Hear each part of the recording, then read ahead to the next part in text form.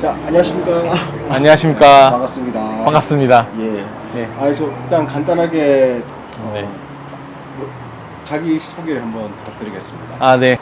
한 12년 그리고 지금 뭐 호주에서 뭐 처음부터 버스 운전을 했던 건 아니고, 그러니까 이것저것 뭐 청소도 해보고 뭐 고기 공장도 갔다가 뭐 여기서 말하는 슈퍼마켓에서도 일도 해보고 뭐 이것저것 해보다가 운 좋은 기회에 버스를 운전하게 돼서 지금은 버스 운전을 잘하고 있는 김씨입니다. 네. 네네. 먼저 한국에서 뭐 어떤 일을 하셨는지 간단하게. 아, 네네.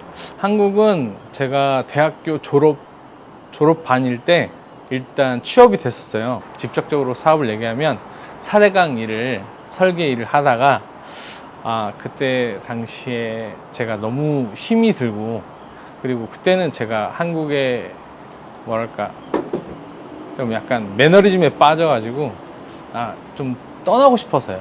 그래서 뭐 어떤 이유 때문에 호주로 오게 된, 결심하게 된 이유가 있습니까? 그때 당시에 4대강 일이 너무 힘들었고, 그리고 제가 봤던 저의 미래가 지금 여기 앞에 있는 대리님이고, 저기 앞에 있는 과장님이고, 그 앞에 있는 차장님이고, 이제 보이잖아요, 뻔히 미래가. 근데 이렇게 살고 싶지는 않다는 생각이 갑자기 들었어요. 너무 힘들고. 그래서 뭔가 탈출할 수 있는 기회를 찾다가 이제 호주라는 곳을 알게 되고, 그때 이제 여행 삼아 오게 된 거죠. 여행 삼아 오게 돼서 이제 그때서부터 이제 지금까지 오게 된 것 같아요. 네. 제가 호주가 진짜 마음에 들어서 이민을 하고 싶었어요. 그래서 되게 알아보는 과정에 운이 좋게 그때 당시에 호주에서 필요한 직업군 안에 토목 설계 일, 그러니까 시빌 엔지니어라는 그런 카테고리가 들어오게 됐어요. 그래가지고 운 좋게 준비를 하게 됐는데, 정말 문제가 뭐였냐면 그때 당시에 영어가 되게 문제였어요. 영어가 그때 실력이 얼마나 미쳐냈냐면 거의 I'm a boy, you are a girl 정도? 그거 갖고 영어 시험 때문에 이게 점수가 안 되더라고요. 이민할 수 있는 커트라인 점수가 안 돼서 영어를 한국을 다시 돌아가서 영어 준비를 했죠. 그때 한 1년 정도 했던 것 같아요. 네, 진짜 그때 IELTS도 시험 되게 많이 보고, 그때 한 1년 준비하고 다시 그때 독립기술 이민이라는 게 이제 성공을 하게 돼서 영주권을 가지고 이제 호주를 다시 들어오게 됐어요. 그런데 그렇게 토목 기술로 이제 기술 이민을 하셨는데, 네네. 왜 그 일을 호주에 오셔서 안 하시고? 되게 날카로운 질문이신데, 이게 호주에서 이제 저를 필요로 해서 이제 제가 비자를 가지고 들어왔지 않습니까? 그래서 저도 제가 시빌 엔지니어, 그러니까 토목 설계 일을 찾아서 맨 처음에 구직을 희망을 했어요. 근데 여기 호주라는 그 나라의 제도 안에서 직업을 찾을 때는 좀 많은 제약이 있더라고요. 그래서 호주에서 필요한 자격증을 가지고 호주에서 필요한 직업 경력을 가지고 직업을 구해야 되는데, 한국 경력이 전혀 쓸모가 없게 돼버렸어요. 그래서 알아보니까 여기서 대학을 졸업을 하고, 대학을 졸업한 후에 여기서 자격증을 취득하고 그 다음에 직업 경력을 쌓아서 직업을 가지면 된다. 그게 말이 쉬운데, 다시 대학을 입학을 해서 그 대학 입학이 그때 당시 제가 알기로는 토목 설계가 한 4년 졸업하는데, 그리고 이제 어플랜십, 그러니까 여기서 견습생 인턴 과정이 한 3년, 총 7년의 과정이 있어야 제가 이제 직업다운 직업을 가질 수 있는 그런 사람이 되더라고요. 심지어 교수님도 만나봤어요. 안 되는 영어로 정말 설전을 펼쳤는데, 시간도 없고 돈도 없고 여력이 안 돼서 결국은 포기를 해야 됐던 것 같아요. 그러니까 참 아이러니하게 국가에서는 필요한 사람이라고 영주권을 줬는데, 네네. 현실적으로 이 나라에서 직업을 찾으려니까 너무 힘들고 현실적으로는 불가능했다. 불가능하죠. 예. 예. 처음에 들어와서 이제 키친 핸드나 아니면 이런 잡일 같은 거 한 1년 정도 하다가, 그 다음에 이제 미트 팩토리 그 고기 공장 가서 거기 한 2년 반 정도 일을 하고 그 후에 또 청소 일을 또 한 2, 3년 하고 그래서 그리고 나와서 이제 또 다시 슈퍼마켓에서 이제 다시 일을 하다가 뭔가 그 주류 사회에 들어오고 싶다. 호주 주류 사회에 들어오고 싶은 마음이 있었어요. 뭔가 이민자가 아닌 정말 호주인들이 하는 일들을 해보고 싶었어요. 그래서 이것저것 많이 알아보는데 그때 그 공무원을 되게 하고 싶었어요. 한국도 공무원이 짱이지만 여기도 봤을 때 공무원이 좋은 직업인 것 같이 생각돼서 되게 여러 방면으로 알아보다가 2017년도 당시에 저희 교회 집사님이 이제 버스 운전을 하고 계셨어요. 근데 그때 당시에 몰랐는데 이게 공무원이라고 말을 하더라고요.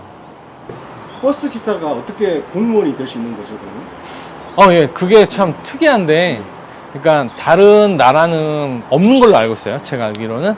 그런데 거의 유일무이하게 그 정부에서 직접 운영하는 버스 회사는 여기밖에 없다고 하더라고요. 예. 그러면 저 회사 소개 좀 부탁드리겠습니다. 시청에서 운영을 하고 있고요.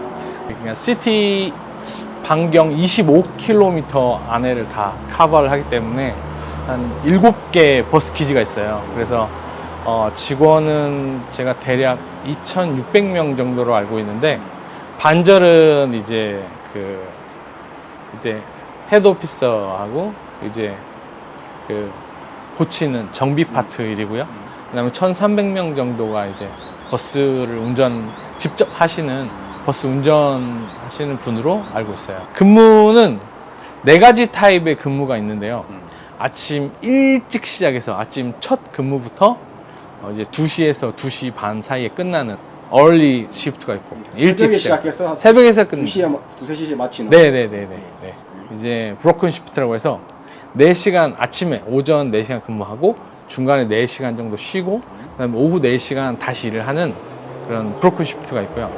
그다음에 이제 트와일라이트 시프트라고 해서 10시에서 이제 2시 사이에 시작을 해서 저녁 9시 정도까지 일을 하고 그다음에 더 늦은 시간 3시 넘어서 시작하는 게 레이 시프트라고 그건 이제 midnight 그러니까 12시까지 12시 넘어서까지도 일을 하죠. 그래서 총 4가지 근무로 조정이 되어 있습니다. 근데 선호하는 시간대도 다 다르더라고요. 근데 좀 나이 많으신 분들, 이제 아침 새벽잠 없으신 할아버지 드라이버들이 이제 아침을 좀 선호를 하죠. 일찍 끝나고 이제 집에 가서 놀려고.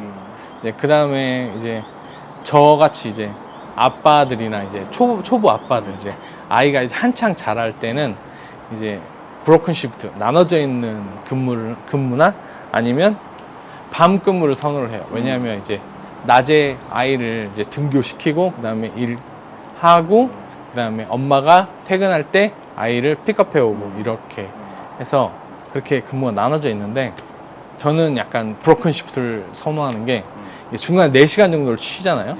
그러면 이제 저는 집에 가가지고 이제 아이 이제 케어도 하고 점심도 같이 가족들과 함께 하고 그리고 좋은 건 그 4시간이 페이가 돼요. 쉬어도? 네. 한 75% 정도 페이가 돼요. 예.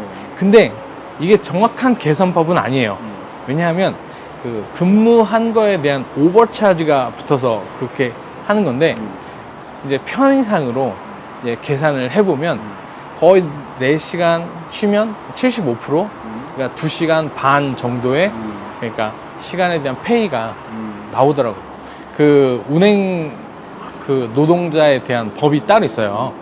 그러니까 운전을 하는 사람은 일단 핸들을 잡으면 일단 5시간을 넘기면 안 돼요. 이게 5hour 이슈인데 5시간 룰에 대해서 좀 설명해 주세요. 그러니까 만약 운행 중에 네네 5시간이 넘어버렸다. 그러면 네네. 어떻게? 5시간 15분 즈음에서 더 이상 이 시간으로 다시 버스 기지로 복귀를 못 한다거나 내가 그냥 도로에 남게 될 경우는 일단 그 위에 보고를 하고요.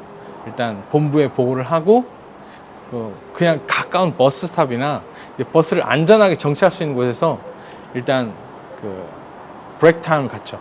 40분 브레이크 타임을 갖고 그리고 다시 운행을 재개하게 돼요. 근데 거기서 발생되는 모든 시간은 다 페이를 해줍니다. 네. 그러면 그 뒤에 있는 승객분들은 어떻게 되는 건가요? 아, 예. 당연히 그 승객분들이 문제가 되긴 하겠죠. 근데 버스 이렇게 기사가 정말 양해를 구해요. 내가 이렇게 해서 그 교통 체증이나 뭐 피치 못할 사정에 의해서 이러이러한 일이 있었다. 이렇기 때문에 다음 차를 이용해 주시면 감사하겠습니다. 그렇게 양해를 구하고 다음 차로 다 옮겨 타고 또 가시더라고요. 네. 사람들이 제일 관심이 많은 건 이제 버스 기사들의 이제 연봉, 월급은 얼마나 될까 상당히 궁금해하실 건데 네. 호주에서 버스 기사를 하면 얼마를 벌 수 있다 만약에 호주 평균 연봉하고 거의 비슷하거나 조금 높거나 할 거예요. 한 7만에서 7만 5천 사이에서 지금 형성이 되는 걸로 알고 있습니다. 총각했을 때. 네. 네, 그때 가장 많이 벌었을 때가 제가 8만 3천 불 정도 벌었던 것 같습니다. 네. 제가 그 분이 받는 그 샐러리의 마지막을 본 적은 없어요. 근데 들었거든요. 근데 13만 불 정도를 버신다고 하더라고요. 여기 호주 법상, 그러니까 토요일은 이제 1.5배, 일요일날 일하면 2배를 받는 게 법인데, 일단 하루에 일하는 시간은 정해져 있지 않습니까?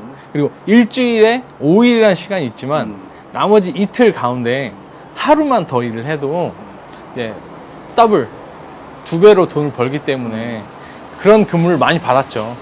일단. 그러니까 이제 오버타임을 하거나 주말에 네. 일하거나 네. 그리고 만약에 다른 사람을 대체할 때 네. 페이가 뭐 1.5배에서 2배가 된다. 네네네. 이렇게 이제 그런 일을 많이 하게 되면 네. 연봉이 돈을 많이 벌게 되고 연봉이 올라가게 된다. 네네네네. 그 가족이 있어서 정부에서 만약에 혜택을 받는다고 하면 돈을 너무 많이 받으면 너무 많이 벌면 혜택이 줄어들기 때문에 그것 때문에 돈을 좀 적게 벌죠. 그래서 워라벨, 워크 앤 라이프가 굉장히 잘 짜여 있는 직업 중에 하나예요. 버스 드라이버가 이제 되려면 어떻게 이제 준비를 해야 되나요? 아, 네, 그거 되게 많은 분들이 되게 물어보더라고요. 하고 싶은데 어떻게 하면 되냐고.